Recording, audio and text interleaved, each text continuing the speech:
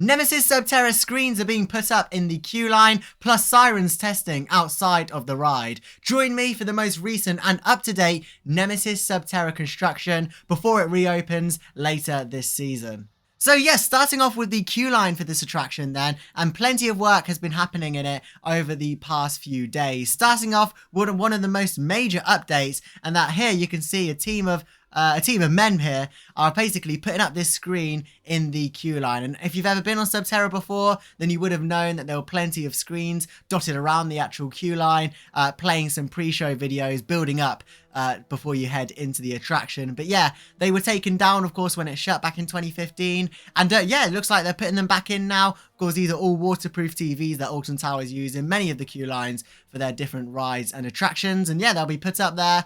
Don't know what video they'll play. I assume it'll be pretty much the same sort of pre-show video that we saw back in before it closed in 2015. But yeah, there we go.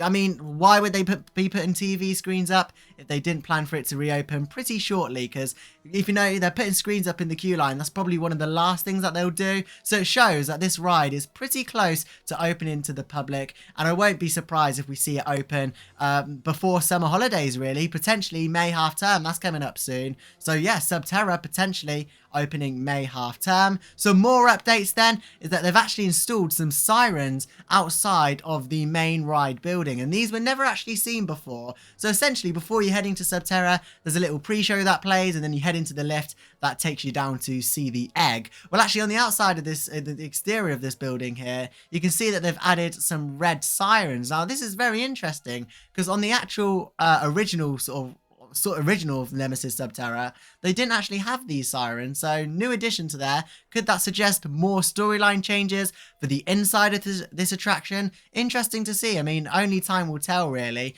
But yeah, these are also testing, as you can see from the video there, going off. So yeah, interesting to see with that one. Whether these will be a theme throughout of the ride, not too sure, but nice to see that they've added it. And now really from this we can see it's just the final touches that they're adding here. I mean, the TV screens, the sirens, these are all the sort of things that you do, the sort of aesthetic things that you do just before the ride opens. And it shows it's very close to opening now. Of course, we also got loads of emails from Alton Towers teasing and hyping, building the hype up for the Nemesis Sub Terra reopening. The most recent one that we got was from the Phalanx saying everything was under control. And before that, we had basically a leak from the Phalanx, one of the investigation teams, saying that, you know, Phalanx have caused Nemesis to be sleeping and that they'll tell you about an egg, etc. Go and check out that video if you haven't already, where we explore that email in a little bit more detail. But yeah, all of this shows that Sub Terra is reopening shortly. Queue line's been cleared up as well in this image, as you can see here. Loads of leaves cleared. Looks like it's had a nice jet wash as well. And also, quite interestingly, they've built these stairs out of wood, which is really new. Saw this the other day at Alton Towers. So yeah, shows lots of work happening at Sub Terra. The end sort of corridor of Sub Terra, sort of the scare maze section, has also been testing as well. We can hear that from the exterior. New speakers around the queue line and on the entrance of the ride. I mean, I don't think it'll be too long until we see that Nemesis Sub Terra sign go up. Will it be the original Sub Terra sign? I don't know. Only time will tell once again with that. Also, the Phalanx tank has been removed from the outside of the ride. What I think they've done this for is for it to go away, get some work done, paint it up and bring it back. It could be some minor details, just some minor paint up just to make it look presentable, or it could be a big change. You never know. We could see like a big Phalanx logo on the side when it comes back in time for its opening. I'm so confident that this attraction will open this season, ready to build up the hype for Nemesis, which is reopening in 2024. But with all that said, let's quickly head over to Nemesis now, where plenty of work has been happening over the past few days. Now, over the past few days, 2 new supports have been installed at Nemesis, and as you can see from the footage here, they've been installed towards the start of the ride layout, which is very interesting.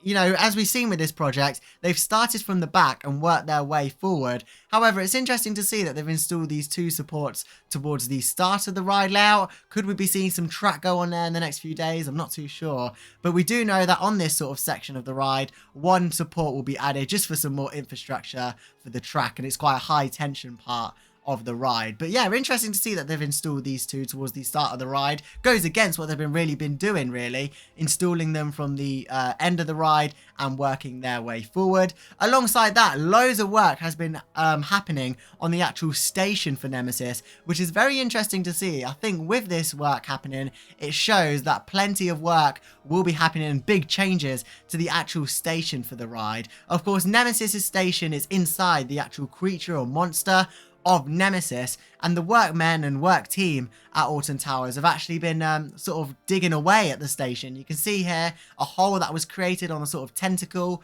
just by the exit ramp just there, and also on the other side. It looks like they've actually been damaging that as well. I don't think that this was done not intentionally. I think this was definitely done on purpose, and it shows that they are going to be doing a lot of work on the exterior of the station. This may just be seeing what materials they've used, potentially go away and research some suitable materials for the English weather for it to preserve and last longer. But I think it's great to see that work has been happening on the station. It's not that it looks particularly bad. It just, over the past few sort of years of operating Nemesis, the station hasn't really been cared for, so it's great to see that they're doing this. Hopefully some more changes around Forbidden Valley as well. As I said previously, Galactica is a huge one that I'd like to see plenty of changes to happening, because you can do all the work that you want on Nemesis, but if the overall area isn't looking great, it can really let down the ride when it opens in 2024. So hopefully things like Galactica we'll get a little bit of a spruce up. The Blade this year as well has had its sign repainted,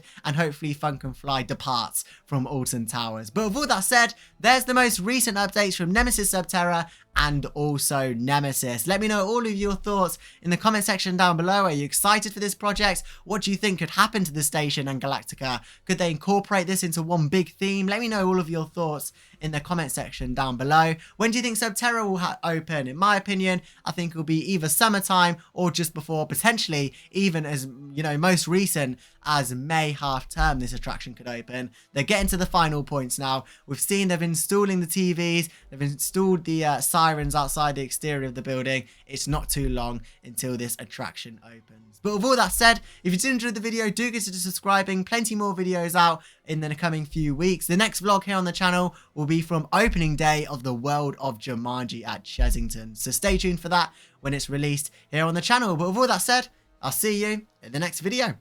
Bye now.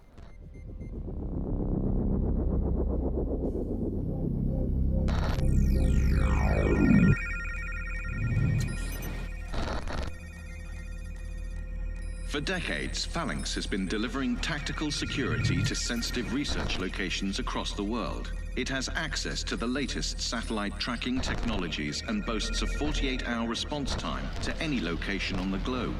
Phalanx is authorized by most international governments to use any reasonable force to achieve its objectives.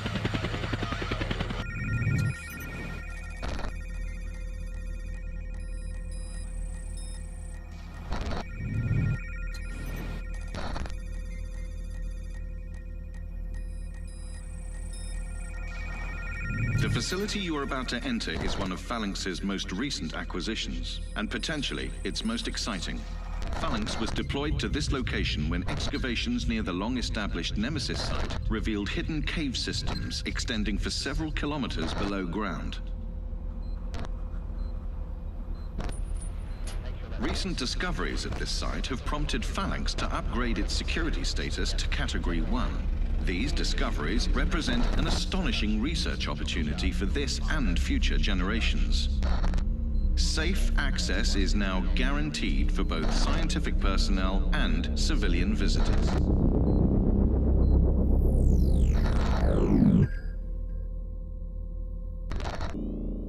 Access to the Nemesis Historical Archive has been authorized. Please be aware that all information held on the Phalanx database is regulated by international data protection protocols.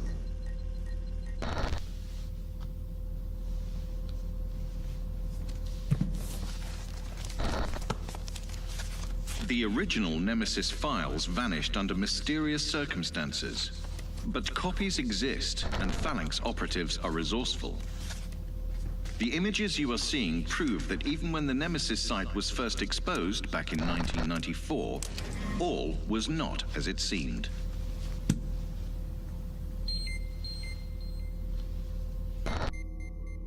The area you are about to enter is an extension of the original excavation, as detailed in the Nemesis archives. For your own safety, you must obey all instructions given to you by the Phalanx operatives. Due to the magnetic resonance of recently exposed underground structures, it is important that civilians leave all baggage at the surface before descending underground.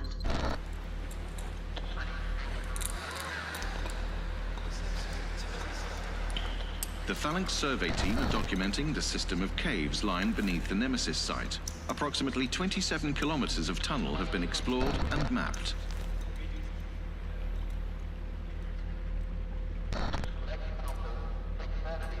A growing catalogue of scientific discoveries is now stored in this facility's central core. The most significant of these finds has been made accessible to the public.